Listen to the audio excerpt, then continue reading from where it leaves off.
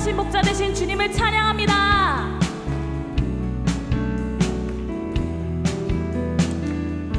선하신 목자, 선하신 목자, 날 사랑하는 분, 주 인도하는 곳 따라가리. 주의 말씀을 나 듣기 위하여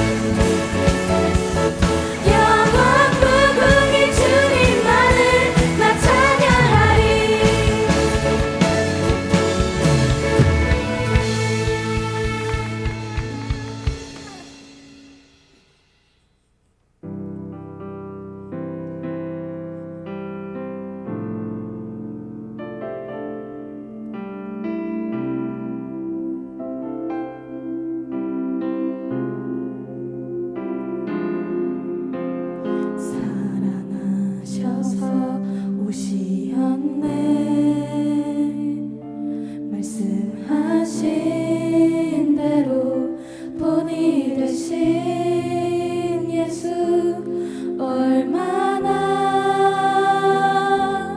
아프실까. 갈보리 언덕 그 십자가 아버지의 뜻 아버지의 뜻 이루소서. 저명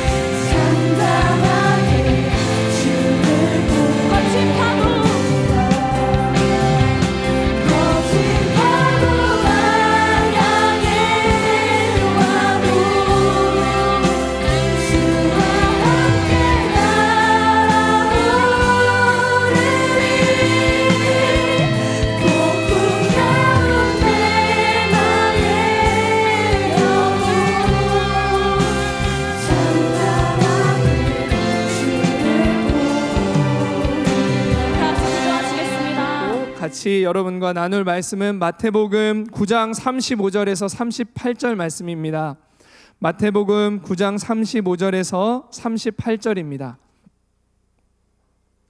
준비되셨으면 저와 여러분 한 절씩 돌아가면서 읽고요, 마지막 38절은 다 같이 읽겠습니다. 예수께서 모든 도시와 마을에 두루 다니사 그들의 회당에서 가르치시며 천국 복음을 전파하시며 모든 병과 모든 약한 것을 고치시니라.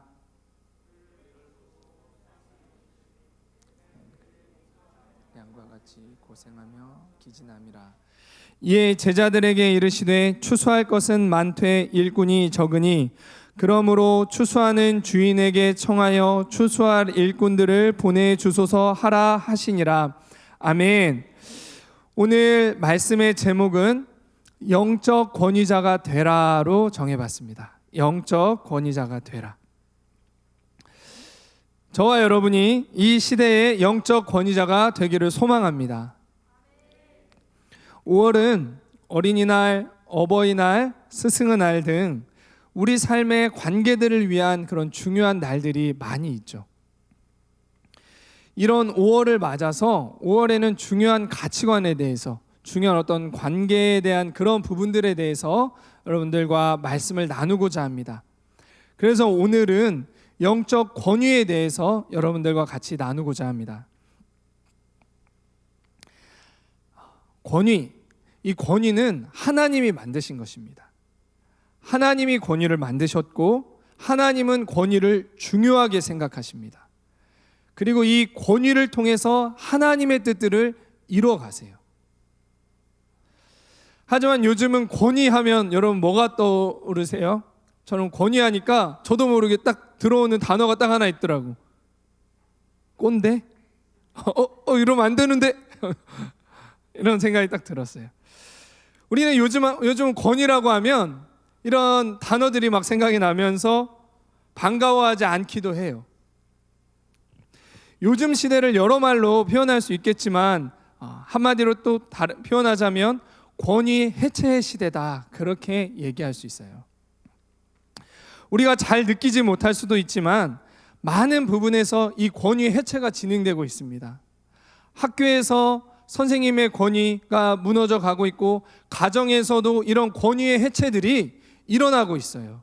동성애, 이러한 모든 부분은 권위에 대한 해체인 것입니다. 젊은 세대, 다음 세대는 은연중에 권위는 감사하고 나를 보호하는 것이라고 생각하기보다는 권위는 나를 억압하는 것, 불필요한 것 또는 불편한 것이라고 생각하기도 해요. 점점 권위자로부터 간섭을 받지 않고 나 혼자 살아가기를 꿈꾸게 됩니다. 권위에 대한 인식이 예전에 비해서 점점 더 부정적으로 바뀌어 가고 있는 그러한 시대에서 우리는 살고 있어요. 우리가 피부로 느끼든 느끼지 못하든 그 영향을 우리는 받으면서 살아가고 있어요. 제가 보더라도 저와 여러분 뭐 나이 차이 얼마 안 나죠? 네. 어떤 애들은 저 형이라고 부르는데 그렇지만 제가 느끼기에도 이 권위에 대한 인식이 저 어릴 때와 지금 굉장히 차이가 많이 느껴져요. 제가 과거와 또 현재를 얘기한다고 저도 꼰대다 이렇게 얘기하시는 건 아니죠? 네. 여러분, 권위에 대한 정의를 한번 해봅시다. 권위는 영어로 authority죠. author라는 그 작가라는 단어에 ty가 붙어 있어요. 글을 쓴 저자는 자신의 작품에 대한 출판, 복사, 수정에 할 수 있는 기본적인 권한을 가지게 되죠. 누구나 저자의 허락 없이는 작품을 수정하거나 복사할 수 없어요. 원본을 지키고 발전시키는 권한, 힘을 권위라고 할 수 있는 것입니다. 권위는 나를 억압하고 불편하게 하는 것이 아니라 나를 보호하고 발전시키는 것, 인도하는 거라고 할 수 있어요. 즉 권위는 나를 보호하고 인도하기 위해서 행사되는 힘이라고 할 수 있는 것입니다. 권위 이꼴 꼰대, 이게 아니에요. 영적 권위자가 왜 필요하냐? 하나님이 영적 권위자를 통해 우리에게 하나님의 뜻을 완성해 가시기 때문이고, 영적 권위자가 있을 때 내 영혼이 보호받고 다음 단계로 나아갈 수 있기 때문인 것이에요. 오늘 본문에서 예수님께서 이것을 말씀하고 계십니다. 예수님과 성경은 한 번도 권위의 해체를 말씀하시지 않았어요. 그렇기 때문에 권위의 해체는 하나님의 질서를 파괴하려는 악한 세력의 전략이라는 것이 하나님의 백성이자 하나님의 자녀의 우리는 분별할 수 있어야 됩니다. 하나님이 원하시는 것은 파괴, 해체가 아니라 회복인 것이에요. 예수님은 오늘 본문에 영혼들을 보호하고 바른 곳으로 이끌 영적 권위자들이 오히려 더 많이 세워져야 된다. 이것을 위해서 구하라. 이렇게 얘기를 하셨어요. 그 영적 권위자를 오늘 본문에서는 바로 목자라고 표현하시기도 했습니다. 저와 여러분이 바로 그 목자가 되기를 원합니다. 예수님이 이 땅에 오셔서, 우리 본문을 이제 같이 한번 볼게요. 예수님이 이 땅에 오셔서 하나님의 뜻에 순종하며 열심히 사역을 하셨죠. 35절에 보니까 모든 도시와 마을에 두루 다니사, 이렇게 얘기를 하세요. 모든 도시와 마을에 정말 다 이렇게 다니실 정도로 열심히 그렇게 사역을 하셨어요. 예수님과 제자들은 식사할 겨를이 없을 정도로 영혼들을 바쁘게 열심히 또 이렇게 섬기셨습니다. 35절의 말씀처럼 하나님 나라의 그런 원리를 가르치셨고요, 천국 복음을 전파하셨어요. 하나님 나라에서 살려는 사람들은 이렇게 살아야 된다. 우리가 뭐 자기 부인의 원리, 그런 것들 막 여러분들께 말씀드리죠. 마음이 가난해져야 하는 원리, 그런 천국의 원리들을 예수님이 가르치셨고, 이 복음, 죄인된 내가, 죄로 인해서 심판받을 내가 구원받을 수 있게 된 이 기쁜 소식들, 하나님 나라에 들어갈 수 있게 된 하나님 나라에 대한 이 소식들 예수님이 전파하셨어요. 그리고 우리를 고통스럽게 하는 병과 상처, 악한 영에 묶인 것들, 그런 것들을 다 고치시는 사역들을 최선을 다해서 하셨습니다. 삶을 다 들여가시면서. 예수님이 이 땅에 오신 후 이 시대 안에 녹아 들어가셔서 이렇게 모든 도시와 마을을 다니시면서 사역을 하신 후에 소감을 말씀하십니다. 그것이 오늘 본문이에요. 많은 영혼을 만나고 하나님의 마음과 뜻, 능력, 하나님 자체를 나타내시는 삶을 사신 후에 예수님이 말씀하셨던 소감은 무리들이 너무 불쌍하다였어요. 정말 바쁘고 열심히 영혼들을 도왔더니 와, 이렇게 영혼들이 변화되는구나. 와, 이런 모습들이 보이니까 와, 너무 기쁘다. 와, 보람되다. 좀 이렇게 얘기하실 것 같은데, 저 같았으면 막 열심히 한 다음에 그런 모습들이 보이면 와, 기쁘다, 참 보람되다, 뿌듯하다, 이렇게 그냥 자기 만족에 이렇게 좀 빠졌을 수 있을 것 같은데, 예수님은 그렇게 말씀하시지 않고 무리들이 너무 불쌍하다 이렇게 말씀하셨어요. 왜였을까요? 본문에서 그것을 말씀하시죠. 왜요? 목자가 없기 때문이라고 말씀하십니다. 영혼들에게 목자가 없었던 것이 예수님은 너무 마음이 아프셨어요. 목자 없는 양이 어떻길래 예수님이 그들이 너무 불쌍하게 보이셨을까요? 같이 보고 있는 이 36절의 말씀에 보면 목자 없는 양은 고생하며 기진하게 되기 때문이에요. 이게 바로 목자가 필요한 이유가 되겠죠. 네, 큰 1번입니다. 기진하다는 기운이 다해 힘이 없어지다라는 그런 뜻이에요.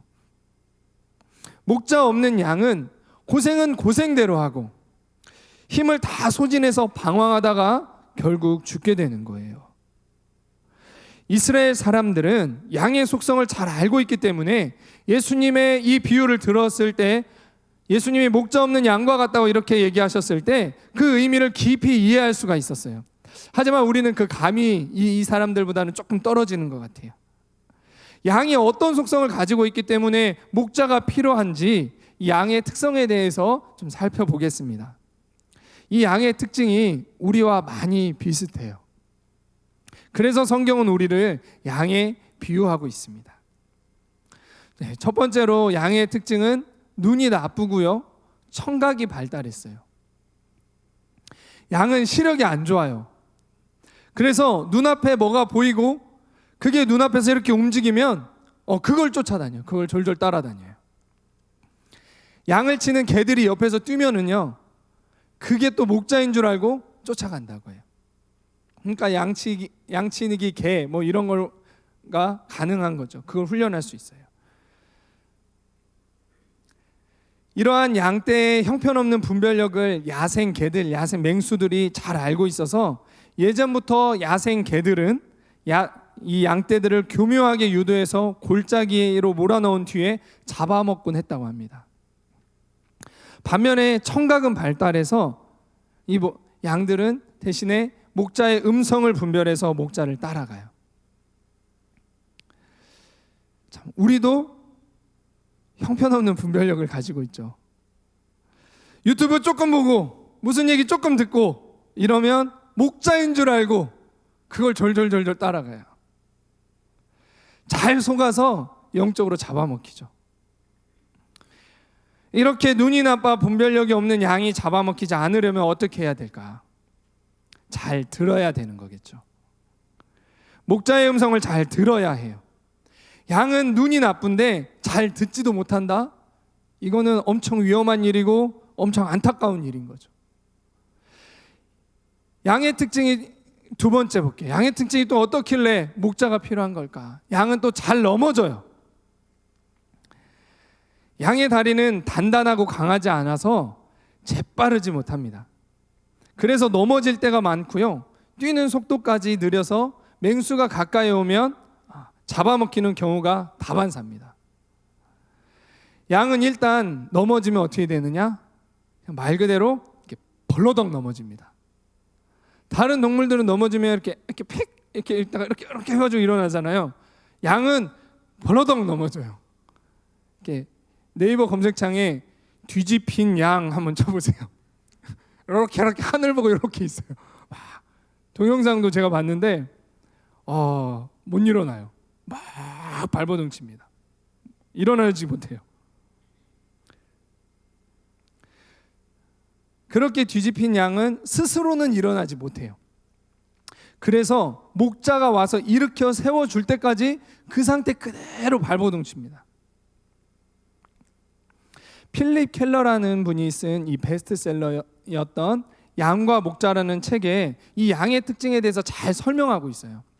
이 필립 켈러라는 분은 실제 8년 동안 목자 생활을 충실하게 했고요, 또 사진 작가였어요. 관찰력이 굉장히 뛰어나겠죠. 우리가 잘 한번 볼 필요가 있을 것 같아요. 이렇게 얘기해요. 뒤집힌 양은 매우 애초롭다. 등이 땅에다 내 발이 허공으로 들려진 그 양은 일어나기 위해 미친 듯이 버둥거리지만 어쩔 도리가 없다. 때로 도움을 바라고 잠시 매매 소리내어 울기는 하지만 보통 두려움과 좌절감에 빠져 심하게 발버둥치며 누워있게 된다. 목자가 빠른 시간 안에 현장에 도착하지 못할 경우 그 양은 죽게 된다. 이것은 목자가 주의 깊게 매일같이 양떼를 살펴서 수를 헤아려 보고 또 모두 다 제 발로 일어설 수 있는지 점검해 보는 일이 그처럼 중요한 이유 중 한 가지이다. 여기서 제 발로 일어설 수 있다, 이것은 뒤집힌 양이 갑자기 확 이렇게 일어섰다, 그게 아니라 또 이렇게 낙타처럼 이렇게 무릎을 꿇을 수 있더라고, 양이. 근데 거기에서도 이렇게 못 일어나는 양이 있어요. 바로 그 부분을 이건 얘기하는 거예요. 만일 한두 마리가 모자랄 경우 목자의 머리에 맨 먼저 스쳐가는 생각은 이 양이 어딘가에 뒤집혀 있구나, 빨리 찾아가서 다시 일으켜 주어야겠다 하는 것이다. 이렇게 얘기하고 있습니다. 우리도 벌러덩 잘 뒤집히죠. 코로나 기간 벌러덩 뒤집혔던 사람들 있죠. 지금 이 시간에도 벌러덩 뒤집혀서 어딘가 이렇게 막 바둥바둥 대면서 목자의 손길을 기다리고 있는 분이 있을 거예요. 셀 리더분들, 선생님들, 뒤집혀 있는 양 좀 찾아가 주세요.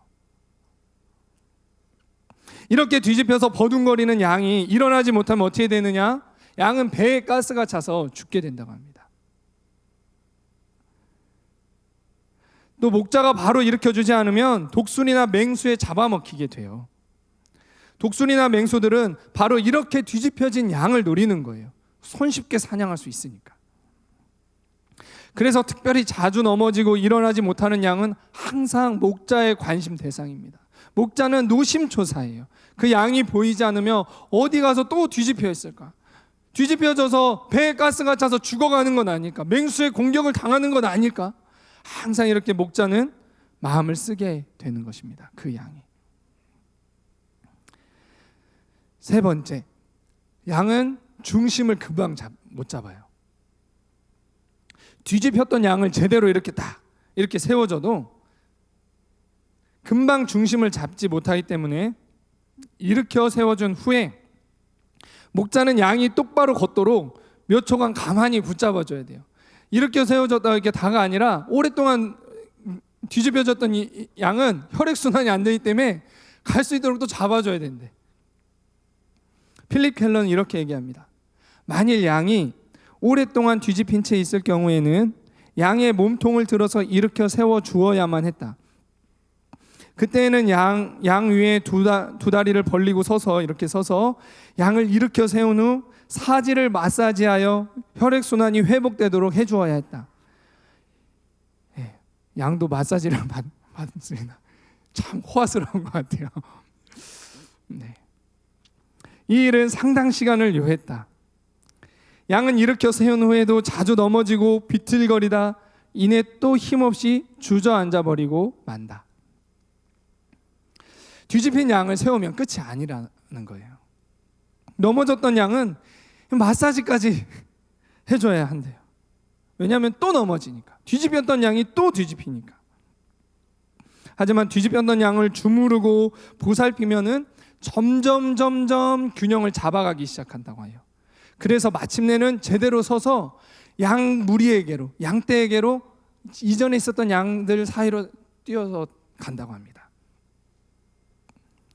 양은 이런 목자의 수고를 통해서 두려움, 좌절에서 벗어나 다시 한번 살아날 기회를 얻은 거죠. 목자의 이런 수고를 통해서 양은 다시 일어나서 살 기회가 생긴 거예요. 양에게 목자가 꼭 필요하겠죠. 그렇기 때문에. 네 번째입니다. 이기적이고 하지만 멋대로예요. 새끼 양들이 배가 고파 어미로 보이는 양들에게 우유를 얻어먹으러 이렇게 다가가면요, 양들은 어떻게 할까요? 되게 온순하잖아요. 이렇게 할 것 같잖아요. 자기 새끼 양이라도 매정하게 뿌리치고 자기 먹을 걸 찾아갑니다. 양이 그저 온순한 것 같지만 실은 상당히 이기적이고 멋대로인 면이 있어요. 목자가 없으면 각자 자기 먹이 찾는 것에만 정신이 팔려서 멋대로 가버린다고 합니다. 자기 새끼조차 돌보지 않아요. 제 모습인 것 같아요. 우리 모습인 것 같아요. 인간은 겉으로는 멋지고 우아하고 깜찍하고 귀여워 보일지라도 속에는 이기적인 그런 죄성이 있죠. 다른 사람을 섬기기보다, 영혼을 섬기기보다 그런 사랑, 마사지까지 받았지만 이기적이에요. 나 중심적입니다. 다섯 번째, 방향 감각이 또 없어요. 양이 시력이 나쁘기 때문이겠죠. 그래서 앞에 야생숲이 있는지 낭떠러지가 있는지조차 구분하지 못하고 무조건 이렇게 걸어갑니다. 그러다 떨어져 죽기도 하는 거죠. 그러니까 양에게 목자가 반드시 필요해요. 양은 반드시 목자 또는 양치가 옆에 있어야만 생존할 수 있는 그런 동물입니다. 또 방향 감각이 없기 때문에 앞에 있는 풀만 계속 뜯어먹어요. 그래서 새로운 곳에 가지 못하고 눈앞에 있는 풀만 뜯어먹으면서 있던 곳만 이렇게 빙빙빙 돕니다. 풀이 그러니까 다 그냥 없어지고. 이렇기 때문에 목자 없는 양은 계속해서 방황하게 되는 거예요. 바로 자기 발 앞에밖에 보지 못해요. 눈앞에 먹고 살기 위한 문제 해결만을 위해서 같은 자리를 빙빙 돌아요. 양은 목자가 없으면 평생 눈앞에 보이는 것만, 그것만 보면서 사는 것이 양이에요. 양 스스로는 자신의 한계를 뛰어넘어 푸른 초장으로 가지 못합니다. 새로운 돌파를, 새로운 환경으로 나아가는 것들을 할 수 없는 거죠. 마지막으로 6번째, 방어력이 제로다. 양은 자신을 방어할 만한 능력이 전혀 없는 동물이에요. 여느 동물들은 그래도 한두 가지라도 방어 기술이 있어. 뭐 스컹크나 무당벌레나 냄새 나는 것을 뿜어서라도 자기를 그래도 보호하는 그런 한두 가지라도 있잖아요. 양은 아무것도 없어요. 이스라엘의 그 양 다리 보셨죠? 자, 이렇게 생겼죠. 뭐 앞발차기 뒷발차기 불가능해. 그냥 맹수가 오면은 이렇게 공격 당하고 그냥 조용하게 이렇게 죽는 것밖에 없어요. 이빨도 좀 이렇게 뾰족한 송곳니라도 막 뭐 이런 게 있으면 좋은데 이렇게 풀 뜯어먹는 이빨이어가지고 공격력이 빵입니다. 목자가 없으면 그냥 여지없이 당하는 거예요. 속수무책으로 당합니다. 이렇기 때문에 목자 없는 양은 고생은 고생대로 하지만 결국 힘이 빠져 방황하다 죽게 되는 거예요. 예수님이 이걸 말씀하십니다. 무리들을 딱 봤더니 목자가 없어서, 목자가 없는 이런 양처럼 고생하며 기진하고 있다, 이렇게 예수님 말씀하신 거예요. 양에게는 반드시 목자가 필요합니다. 마찬가지로 양과 같은 우리에게도 목자가 필요해요. 음성으로 나를 인도해주고 뒤집힌 나를 세워줄, 맹수의 공격으로부터 보호해주며 푸른 초장으로 인도해줄 목자가 우리에게는 필수적이에요. 예수님은 이 땅에 오셔서 열심히 사역해 하셨지만 정작 예수님과 같이 영혼들을 보호하고 인도해줄 목자가 없는 것으로 인해서 안타까워하셨습니다. 두 번째로, 그럼 우리가 구해야 될 것이 무엇이냐? 예수님은 양들이 고생하고 방황하고 영적으로 어두운 이런 시대 상황을 보시고 제자들에게 추수할 것은 많지만 추수할 일꾼이 없다라고 말씀하셨어요. 뭐예요? 영적 권위의 해체, 뭐 이런 걸 말씀하시는 게 아니라 영적 권위가 더 필요하다, 영적 권위자가 부족하다라고 말씀하시고 계시는 것입니다. 예수님이 보시는 그 시대, 이 시대의 문제는 권위가 너무 많거나 또 영혼들이 문제이거나 이런 것이 아니라 영혼들을, 다음 세대를 돕고 세울 목자가 없는 것이에요. 문제는 영혼들 다음 세대에 있는 게 아니라고 말씀하십니다. 오히려 이들 중에는 추수할 때가 이르러서 이미 추수할 그런 곡식이 되어 있는 것처럼 준비된 그런 사람들이 오히려 많다라고 주님은 얘기하시고 계세요. 예수님이 제자들과 한적한 곳에 가서 쉴 시간을 갖고자 하셨지만 쉬실 수 없었던 것도 그들을 조금만 도와주면 보호받고 성장할 것이 예수님의 눈에는 보이는 거죠. 그러니까 예수님은 쉬실 수가 없는 거예요. 목자 없는 그 양들을 보실 때 마음은 너무 아픈데 그들 좀만 도와주면, 그들을 향한 목자 한두 명이라도 있으면 그들이 살아날 것이 눈에 보이니까 쉬실 수 없는 거죠. 오히려 영적인 권위가 정말 필요하다, 예수님 말씀하십니다. 예수님은 우리의 참 목자가 되세요. 예수님은 영혼들을 섬기시기 위해 매일 아침 저녁으로 기도하셨어요. 새벽. 예수님 좀 더 자고 싶으셨겠죠. 근데 그럴 수 없는 거예요. 왜냐하면 그 영혼들을 도와야 되기 때문에, 영혼들에게 하나님의 뜻이 이루어져야 되기 때문에 일어나시는 겁니다.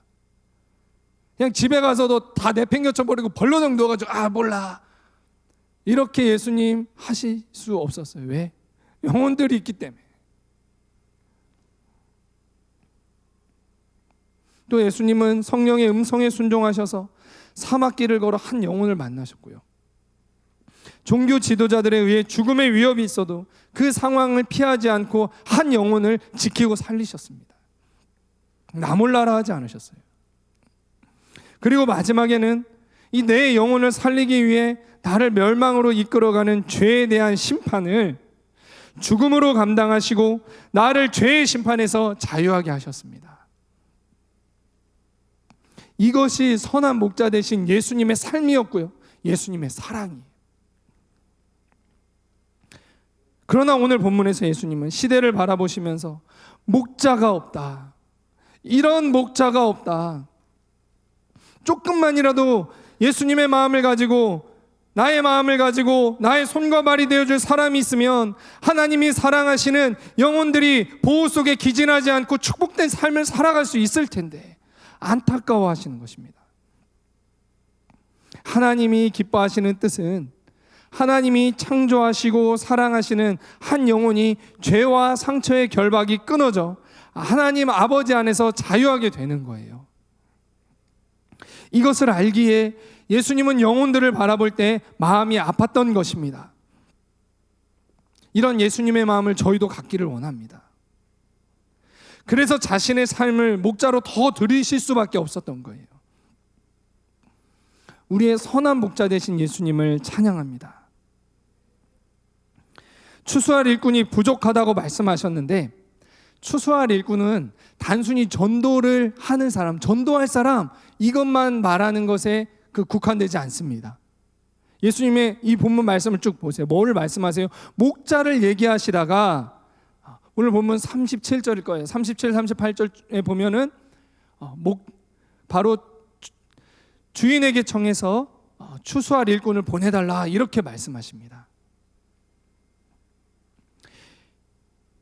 추수할 일꾼은 바로 이들에게 예수님과 같이 가르치고 전파하며 치유할 그런 목자를 말하고 있는 거예요. 그러면 우리는 어떻게 해야 될까? 예수님은 추수할 주인에게 추수할 들판으로 일꾼을 보내달라고 요청하라고 말씀하세요. 시대의 문제를 위해 우리가 정말 기도해야 될 것, 여러분들을 작게 보지 마세요. 시대의 문제 너무 크게 보지 마세요. 여러분이 기도하실 수 있는 것입니다. 여러분, 그런 분별력들을 우리는 지금부터 가져나가야만 해요. 우리는 지금부터 준비될 필요가 있어요. 그러면 우리가 기도해야 될 것이 무엇이냐?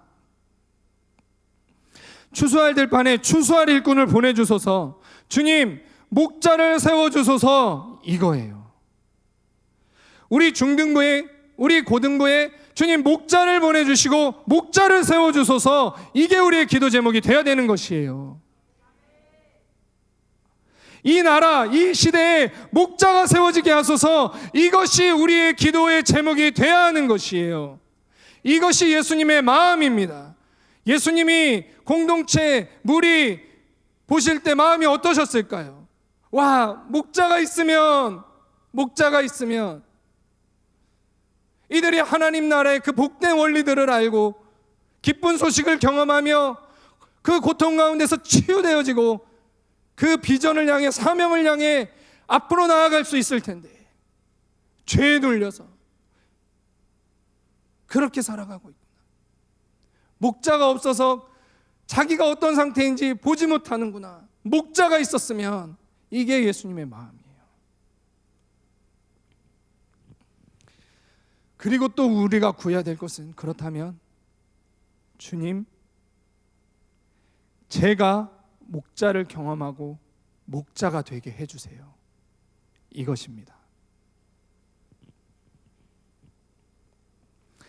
하나님, 제가 이 시대에 예수님을 나타내 고생하며 기진하는 영혼들을 보호하고 생명의 길로 인도할 예수님을 닮은 목자로 세워지게 해 주시옵소서. 이것이 우리가 기도해야 될 기도의 제목인 것입니다. 중일 여러분들, 이것이 여러분이 기도해야 될 기도 제목인 것이에요. 여러분, 목자로 일어서실 수 있어요.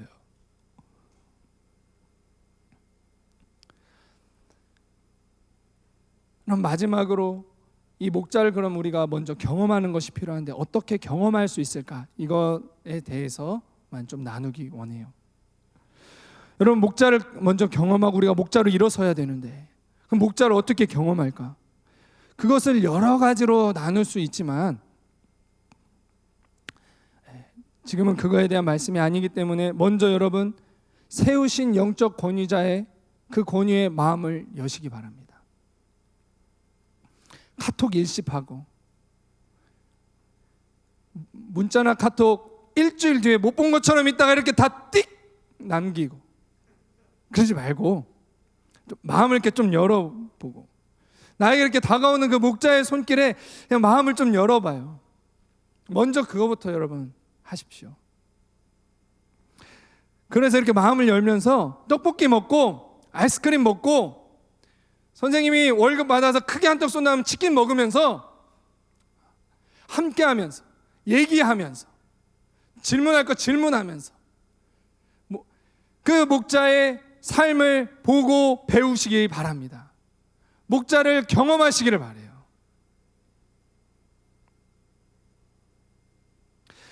영적 권위 목자를 경험하고 배우며 그 관계를 통해서 축복을 받으시기 바랍니다.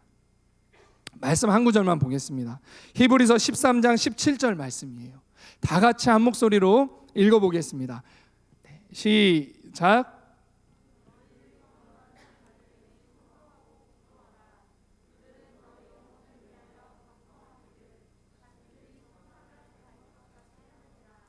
그들로 하여금 즐거움으로 이것을 하게 하고 근심으로 하게 하지 말라. 그렇지 않으면 너희에게 유익이 없느니라. 아멘. 영적 권위, 이 목자는 영혼을 도울 때 하나님 앞에 자신이 깨어서 아뢰고 계산할 사람인 것처럼 도와야 됩니다. 이거는 목자의 몫이에요. 하나님이 심판하시고 하나님이 계산하십니다. 이게 훨씬 무서운 것이에요. 그리고 양은 목자가 나를 돕는 것을 즐거움으로 하게 하라 라고 말씀하십니다. 그렇지 않으면 유익이 없다라고 말씀하세요. 즐거움으로 하게 하라 하기 위해서 어떻게? 복종하고 순종하는 것을 통해서 즐거움으로 하게 하실 수 있도록 하라는 거예요. 이것은 여러분 좀 더 잘해라, 1등 해라 뭐 이런 류의 말씀이 아닙니다. 우리는 온전할 수 없잖아요. 그리고 여러분 잘하려고만 하다 보면 어떻게 돼요? 외식하게 돼요. 종교에 빠지게 됩니다. 주님의 십자가로 나아가지 않고 앞에 나와서는 괜찮은 척 다 하는데 종교에 빠져버리게 돼요. 십자가로 나아가야 되는데.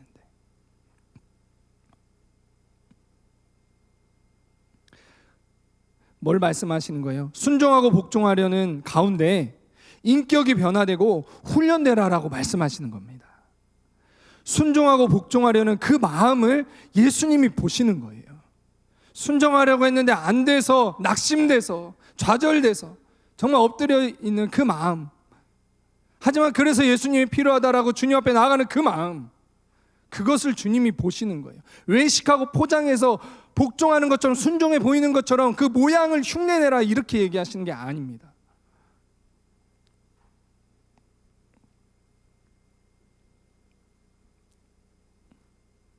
어떤 사람은 보이는 일만 잘하려고 해요. 하나님이 주신 은사가 있어서 또 어떤 뭐 그런 일을 잘하기도 할 수 있죠. 그런데 순종하거나 복종해서 하려고 하지는 않아요. 하고 싶으면 하고 하기 싫으면 안 해버려요. 하나님께 대한 순종과 자기 부인은 없는 거죠. 하나님이 세우신 권위에 대한 어떤 순종과 복종, 하나님께 대한 순종과 복종은 없는 거죠. 그렇기 때문에 영적 권위자의 근심이 되고요, 근심이 되면 우리에게 유익이 없을 것이다 주님 말씀하십니다.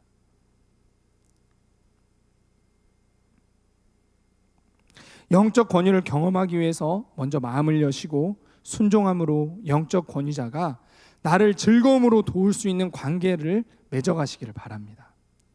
올 한해 이런 축복된 관계 안에서 성장하는 JTS 한 분 한 분이 되시기를 축복합니다.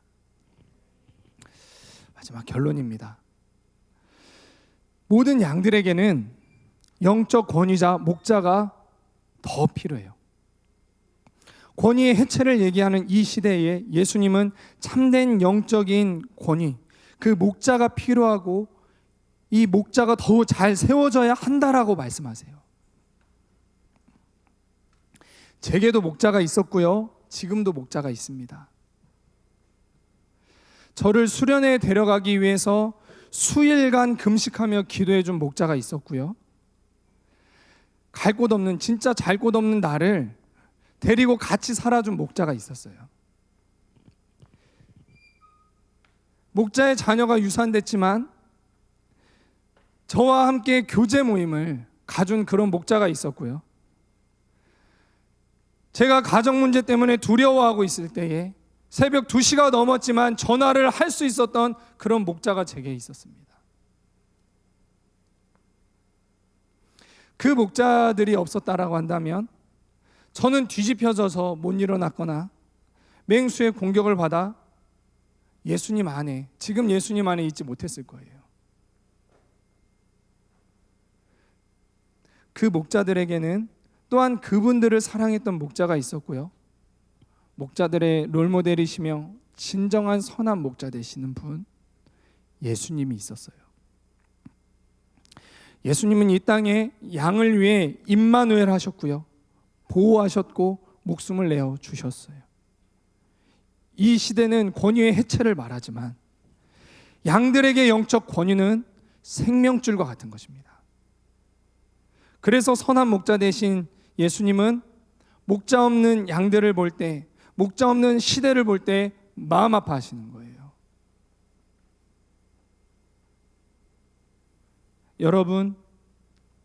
여러분이 목자가 되십시오. 이 시대에 여러분이 영적 권위를 가진 영적 권위자가 되십시오. 우리가 영적 권위를 경험하고 영적인 목자가 됩시다. 이것이 예수님의 마음이고 예수님의 뜻입니다. 우리는 비전, 꿈, 이것과 사명을 알기 원하고 이걸 좋아합니다. 예수님이 주시는 이 비전과 사명을 받으시기 바라요. 크고 가치 있는 비전, 꿈이 필요하신가요? 목자가 되십시오. 내 인생에 있어서 포기할 수 없는 비전과 사명이 필요하신가요? 그걸 찾고 계신가요? 예수님을 닮은 선한 목자가 되십시오. 권위해체, 진리에 대한 도전이 있는 시대에 우리가 참된 영적 권위자, 목자가 되시기를 바랍니다. 우리가 목자를 경험하고 목자가 일어날 때 시대의 소망이 있는 것입니다. 오늘 말씀을 통해 우리 선한 목자 되신 그 예수님을 기억합시다. 그리고 양들에게 영적인 권위는 꼭 필요하다. 이 시대에는 목자가 필요하다는 하다는 예수님의 말씀을 기억하시기를 바랍니다.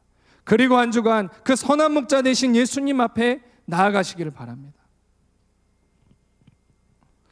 영적 권위자가 되라고 오늘 말씀의 제목을 정했지만 이렇게 제목을 다시 말씀드리고 싶습니다. 예수님을 닮은 목자가 되십시오.